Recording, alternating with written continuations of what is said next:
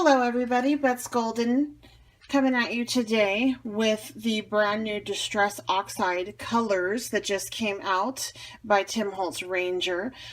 These are more of a brighter color, and what's exciting about these is Tim Holtz says that he didn't know if they were even going to do more than the original 12, and since the first 12 did so well, they've gone ahead and released the second set. I didn't get all of the sets because I don't use all the colors, so I just picked up these 4, and I have the Twisted Citron, which is a bright fun green. I have the Peacock Feathers, the Candied Apple, and then the Seedless Preserve. So I thought it would be fun to play with this today. I haven't played with them yet, and I wanted to get my fingers dirty, so to speak, because this is kind of messy. I am using a piece of mixed media paper I picked up in the art department of my craft store. I like it because it's about half the cost of what you can find over in the paper craft, and you get more. So it does pretty much the same thing. This is pretty sturdy. I like to use a sturdy type paper with this. So what I'm going to do is I'm actually going to I'm going to layer the lightest first. I normally will smush them all out, but for this I think that I'm going to put them down one at a time so that we can see what the colors are. So the first thing I'm going to do is the the Twisted Citron, and I just doing the basic technique that he says to do, which is to smoosh it onto your craft mat and then go ahead and pick it up on your paper. So I did that. I'm going to go ahead and dry it because you don't want to add your next color until this is semi-dry. So this is the Twisted Citron on the side, and it's not all dry. He says that you just have to get the majority of it dry and then you're good to go. I really should have not put that right there in the center, huh? Oh well. Then I want to go ahead and use the Peacock Feather. Let me do that here. Again, you kind of smoosh it into your craft mat. You spritz it with some water. You just want it to bead. You really don't want it to run. And then we're going to go ahead and just lay that down here. Oh, that's kind of fun. Bled over into the other. Dry that. The one thing you want to keep in mind when you're drawing is you don't want it all to, if you want it to kind of parts of it to bleed into other parts, you're definitely going to want to leave some of it wet on there. Do you see what that looks like? Some of the blue bled into the Peacock Feather bled into the Twisted Citron and gave a really pretty green. And then the spots that were dry stayed true to the citron. So let's move on to the Candied Apple. And then at the end, I'm going to go ahead and lay them all out and kind of play. But this is just to give you a feel for what these new colors look like. Okay. Ooh, that's fun. And I am wiping this away again because I am laying them out separately. I'm going ahead and I'm doing the dry time in front of you just so you can see how long this process really takes. Then last but not least, I'm going to lay down the Seedless Preserve. Now, if I was thinking I should have laid this down third and then the red, and then if it were to blend through, I could have left some of that wet. That would have been really pretty because naturally the blue and the red will make a purpley color, but we'll just go with it. So smoosh it on the craft mat. And spray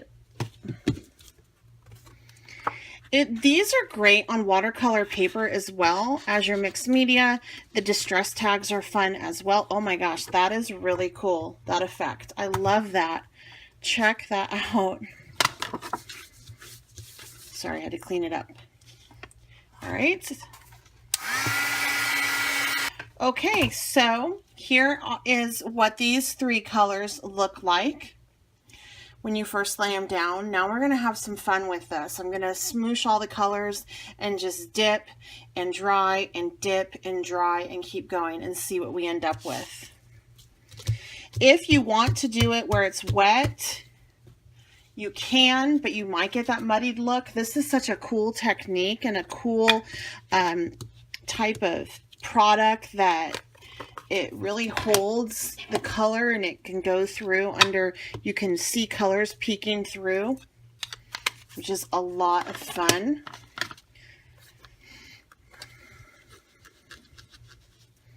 So we're just going to make a mess right now. When I first started playing with these, I had a hard time with them because my fingers would get dried out. And there is a learning curve to them. So don't be scared to really just play with them until you get what you want. Because sometimes you'll be like, yeah, that's ugly. Oh my God, look at that. Is that not fabulous? Oh. Wow, I so love this. I kind of dipped and then pulled and slid, and I just love how that turned out. That is so cool. So let me go ahead and just pick it up here on that corner. Oh my God, I love this. That is so cool looking. Can't you see this on a birthday card? That purple, the seedless preserve, is so vibrant and beautiful. I do want to bring in some more twisted citron just to lighten it up, because I do think I'm going to use this to make happy birthday cards. So I'm going to lay that down and do a dip in that. And I do put quite a bit of pressure on this when I use this technique. And I don't really worry about running out of ink ever. I have never had that happen, so I'm not going to worry too much about it. Okay, so I left some of it wet, and what I'm going to do is I'm going to actually pick up that wet with my dirty rag.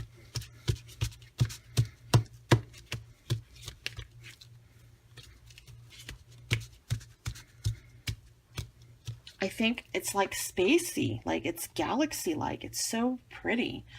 So this is, I think I'm gonna call that good. So this is the 4 colors that I purchased, which is the Twisted Citron, the Candied Apple, the Seedless Preserve, and the Peacock Feather. So there's just a sampling for you of the new colors in the Distress Oxide. This is going to be a great background piece. I think I might do Galaxy. I don't know what I'm going to do with it.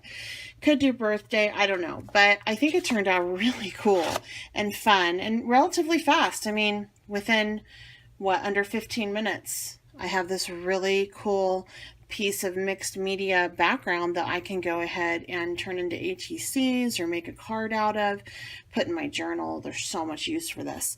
When you're using these, go ahead and experiment with watercolor paper or with, you know, the mixed media paper, the distress tags.